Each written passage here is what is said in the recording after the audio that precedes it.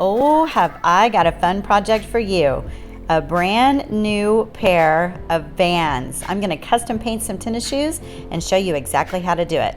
Now these tennis shoes are brand spanking new, but you don't need new tennis shoes. You can use this exact same process to freshen up some worn out tennis shoes that you've got, whether they're canvas or leather.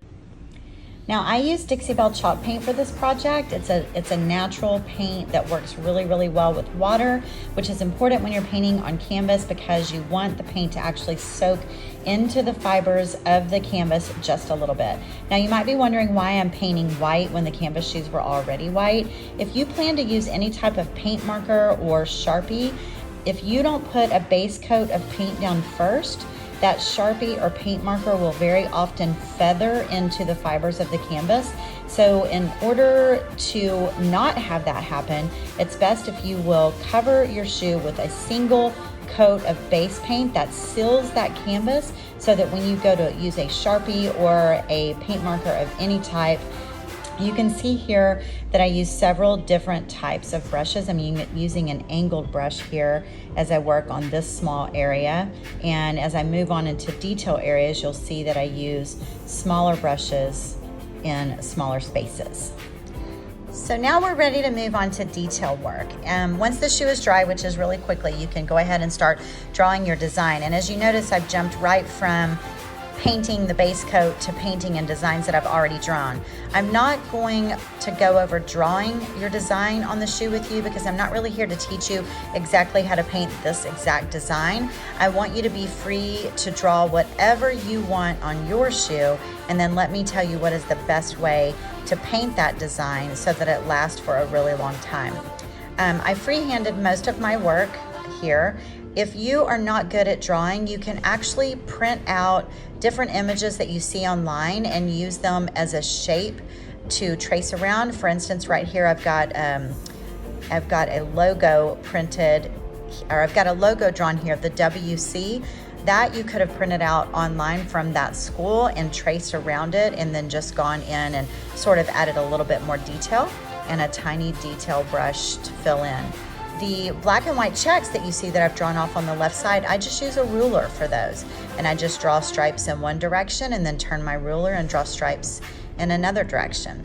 You also might see that the WC is on top of a megaphone here. I drew that by freehand, but there's a lot of clip art online that you could print off a megaphone and lay it across your shoe and paper and trace that as well.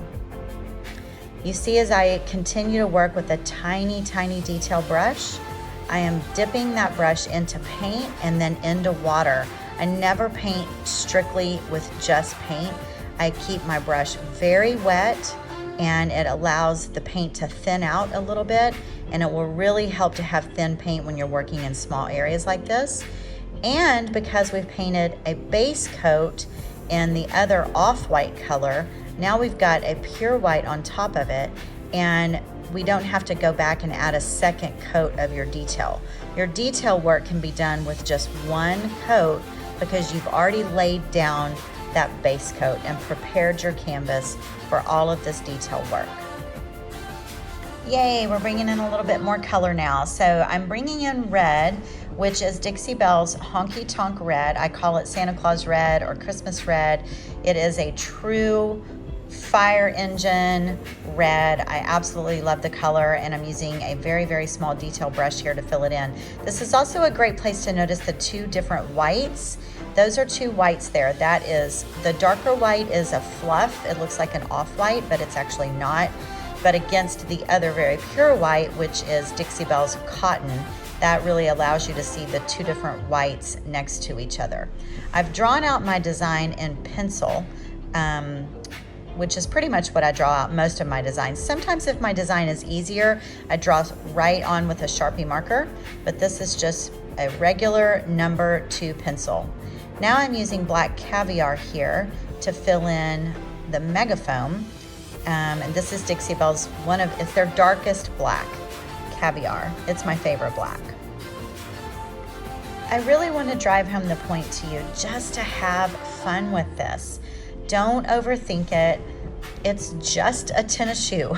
It's just paint. Now, maybe you don't want to start off drawing on a brand new pair of Vans that were $100 to purchase, but you can find these type of tennis shoes at Walmart for about $10. You can find them at Target for about $20. You can probably find some in your closet that are dirty and old and beyond the point of washing.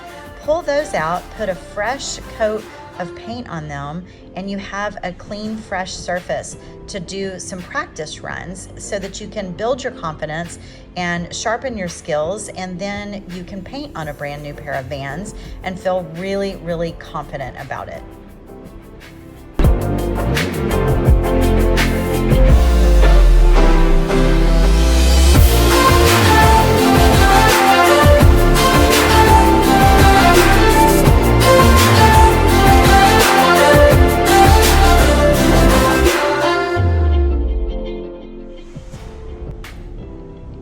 Don't forget to add water when you're working with your paints. It's really important to choose a paint that works well with water, because a thick paint will be very hard to get up into the cracks there, up into the corners. You can see I'm working with the angled brush against the bow.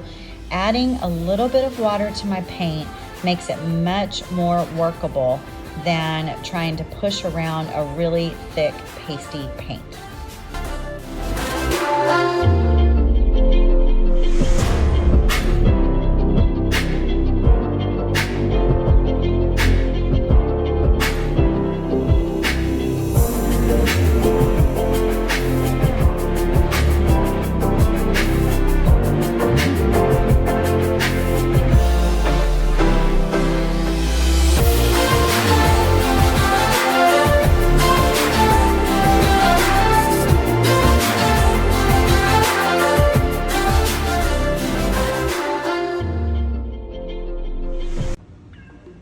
Isn't this drippy paint side fun? I love it. I saw this on some painted tennis shoes on Etsy as I was looking around for inspiration.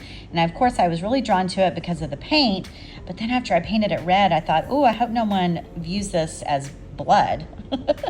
It's not blood, it's paint, I promise. But isn't that cute? One last little bit here to finish off the red. Now, red sometimes will need a second coat, or you may find that some areas look a little bit darker than other areas. If you'll let the paint just dry and then come back to it, you'll know if you have some areas that you need to add a second coat. And you'll see me do that here with my brush. I'll actually come back, lay some paint down in some areas that I can kind of see through.